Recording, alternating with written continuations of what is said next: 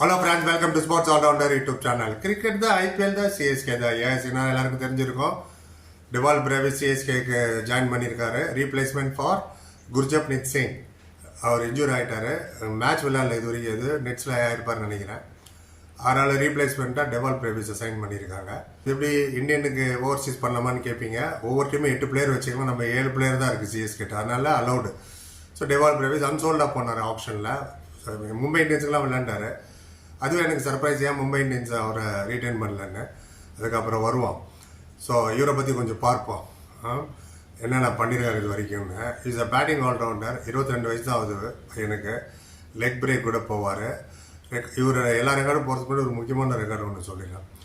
இவர் வந்து T20 history ஆமாம், எல்லா லீகு இன்டர்நேஷ்னல் என்ன வேணால் சேர்த்துங்க, ஃபாஸ்டஸ்ட் ஸ்ட்ரைக் ரேட் இவர் தான். ஆமாம், இவர் ஒரு மேட்ச்சு சவுத் ஆஃப்ரிக்கா நடக்கிற லோக்கல் டோர்னமெண்ட்டில், இப்போ நமக்கு சைட் முஸ்தாக் அலி நடக்குது இல்லையா, அது மாதிரி அங்கே ஒரு டோர்னமெண்ட் நடக்கும், சாம்பியன்ஸ் லீக்னு, சிஎஸ்ஏ. அதில் வந்து டைட்டன்ஸுக்கு விளையாண்டார் இவர். அந்த டைட்டன்ஸுக்கு விளையாடும்போது டீம் ஸ்கோர் வந்து 271 ஃபார் 3. 20 ஓவரில் இவர் ஓப்பன் வந்தார், டெவால் பிரேவிஸ். நான் சொல்கிறது அக்டோபர் 2022, கிட்டத்தட்ட 2 வருஷம் முன்னாடி. இவர் மட்டுமே 162 ரன் அடித்தார். 57 பாலில் 13 4 13 6. ஓவர வஞ்சனே வைக்கல, ரெண்டுமே ஈக்குவல். Strike rate of 284. அவர் அவுட் பண்ணது கடைசியில் ஜெரால் கோச்கி. அந்த மேட்ச்சில் எதிராக அவர் இருந்தார், ஜெரால் கோச்கி. அவர் 3 ஓவரில் 42 அடிச்சார் அவர். அண்ட் அந்த டீம் பேர் நைட். எதுக்கு இதை சொல்கிறேன்னா, 52 பால்ஸில் 150 அடிச்சுட்டாருங்க. 57 பால்ஸில் 162. கிறிஸ் கெயில் அடிச்சிருக்காரு 175, அடிச்சிருக்காரு 175. ஸ்கோர் வேணால் ஹையஸ்டாக தெரியல. 66 பால் அடிச்சார் ஆர்சிபிக்கு. அவரோட ஸ்ட்ரைக் ரேட் வந்து 265 தான். இது பாருங்க 284. ஸ்ட்ரைக் ரேட்டை தான் சொல்கிறேன் வேர்ல்டு ரெக்கார்டுன்னு. உடனே யாராவது வந்துடுவீங்க, அவர் ஒரு பாலில் 6 அடிச்சார் சார், அப்போ அவர் ஸ்ட்ரைக் 600 இல்லையா அப்படின்னு யாராவது பேர் எடுத்துன்னு வருவீங்க. அண்ட் கன்சிஸ்டண்ட்டாக லாங்கர் இன்னிங்ஸ் விளையாடணும். 3 6 அடிச்சா அதனால என்னோட ஸ்ட்ரைக் ரேட் 600லாம் சொல்லக்கூடாது. இதுதான் ரெக்கார்ட்னா இதுதான் ரெக்கார்டு. இந்த ரெக்கார்டு அவர் வச்சிருக்காரு. பாலில் 57 பால் என்னமோ. நம்ம 57 டாட் பால் விளையாடுறோம் சிஎஸ்கே இப்போ. ஆமாம், போன மேட்ச் ஜெயிச்சது விட்ருங்க. 61 டாட் பால், 42 பால், 32 பால் பள்ளி தூக்கி கெய்க்வாட் மேலே போடுறது, தோனி மேலே போடுறது. அவரால் தான் தோத்தோன்னு. டாட் பால் யாருன்னு சாப்பிட்றீங்க. இவர் 57 பாலில் 162 அடிச்சுக்க, நம்ம 57 டாட் பால். எனிவே, நல்லதாக இவர் வந்தது. மிடில் ஆர்டர் ஸ்ட்ராங்காக ஆகும். இவர் மட்டும் கிரீஸில் இருந்தாருன்னா எந்த ஸ்கோர் வேணால் சேஸ் பண்ணுவாருங்க. ஜூனியர் ஏபி டிவிலியர்ஸ் கூப்பிட்டதே இந்த ஸ்கோர்னால தான். இப்போ ஒரு ஸ்கோர் சொன்னேன்ல, 162 runs record, fastest strike rate world record.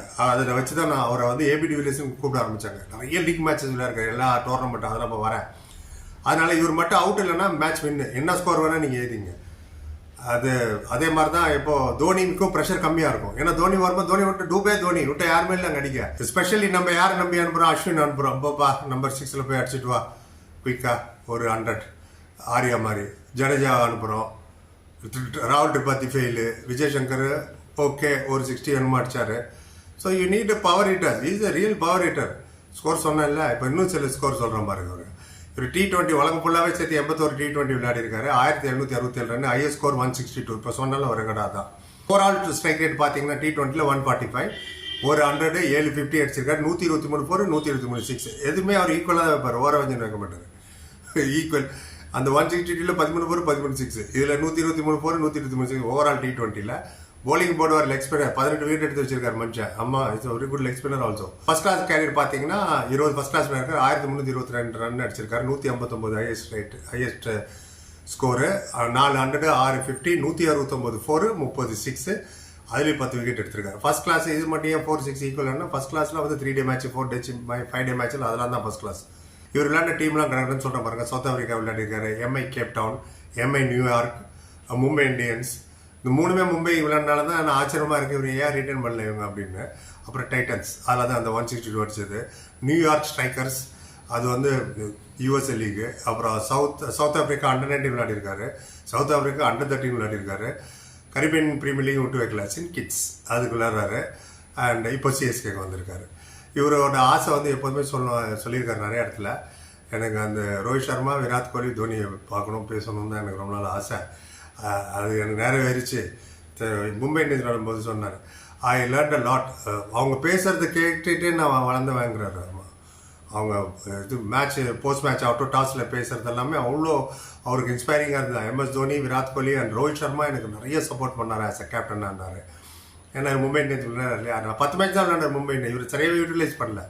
நீங்கள் எல்லாம் ஹார்திக் பாண்டியா நினச்சிட்டு இருந்து முக்கியமான ஆள்லாம் ஸ்கோர் பண்ணல. போன சீசன் இவர் மேலே ப்ளேமே பண்ண முடியாது. மற்றவங்களும் என்ன பண்ணாங்க, ஹோல் டீமே சரியில்லைல்ல.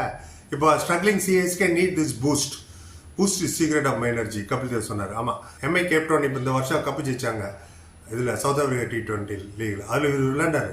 ஆமாம், 291 ரன் எடுத்தாருங்க. Strike rate of 184. இப்போ ஒரு 2 மாதம் முன்னாடி பிப்ரவரியில் நடந்தது கப்பு ஜெயிச்சு. அதுக்கு முன்னாடி சன்ரைசர்ஸ் ஈஸ்டர்ன் தான் கப்பு ஜெயிச்சிட்டு இருந்தது. இந்த வாட்டி இதே சன்ரைஸ் ஈஸ்டர்ன் கேப்போ ஃபைனல் அடிச்சது எம்ஐ கேப்டன். அதில் இருந்தார் இந்த மனுஷன்.